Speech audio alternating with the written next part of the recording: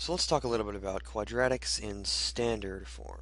And we know that the standard form of a quadratic equation is just ax squared plus bx plus some constant c.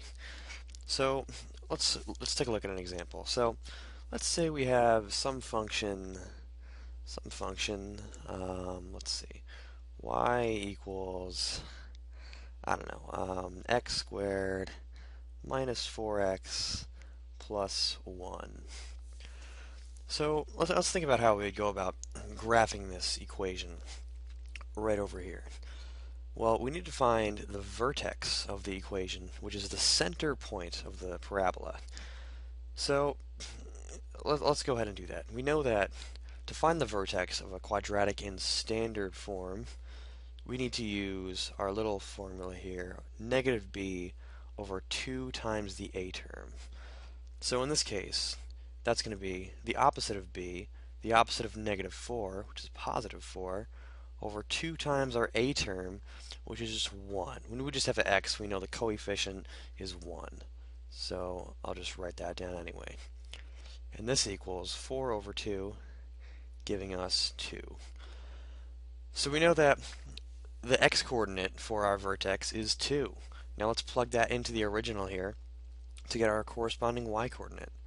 So y equals 2 squared minus 4 times 2 plus 1, leaving us with y equals, let's see, 4 minus 8, it's negative 4. Negative 4 plus 1 leaves us with negative 3.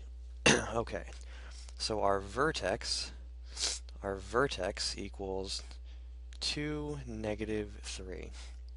So let's go ahead and plot that on our graph right now. 2, negative 3, right over here. And one thing that should be somewhat intuitive to you, well, when you look at the equation for a parabola, we can tell whether it's upward opening. In other words, we can tell if it opens like this or comes downward like this just by looking at it. If our a term right here, if our a term is positive, we are going to have an upward opening parabola. If our a term is a negative sign in front of it, we're going to have a downward parabola. So in this case, our a term is positive, meaning we have a upward opening parabola. So there's just a little intuition behind that. It's good to know. So this is our vertex right there. Now, since this is our middle point, we know that the axis of symmetry is going to be the x-coordinate of the vertex. So let's label that right now. Our axis of symmetry is our x-coordinate of the vertex. So in this dotted yellow line here, that is our axis of symmetry. So there we have it. Now let's plug in about, I don't know, like 2 or 3 points is sufficient to get a good idea of the graph here. So let's go ahead and plug in some points. So what's the y-coordinate when x equals, let's do 3. So y equals 3 squared minus 4 times 3, 3 plus 1. That'll give us 9 minus 12 plus 1, leaving us with negative 3 plus 1, negative 2. So this point right here is 3, negative 2. We plugged in a 3 right there, and we got negative 2. So let's plot that on our graph. 3, negative 2. And since this is our axis of symmetry, all the points are symmetric about the axis of symmetry. So starting on our symmetric line of x equals 2, we've gone 1 unit to the right at negative 2 here, which means we can just go 1 unit to the left at negative 2. So we also have a point right here. Now let's go ahead and plug one more in. Let's do 5. So when y equals 5, let's see what's happening. Y equals 5 squared, oops, let me go ahead and undo that.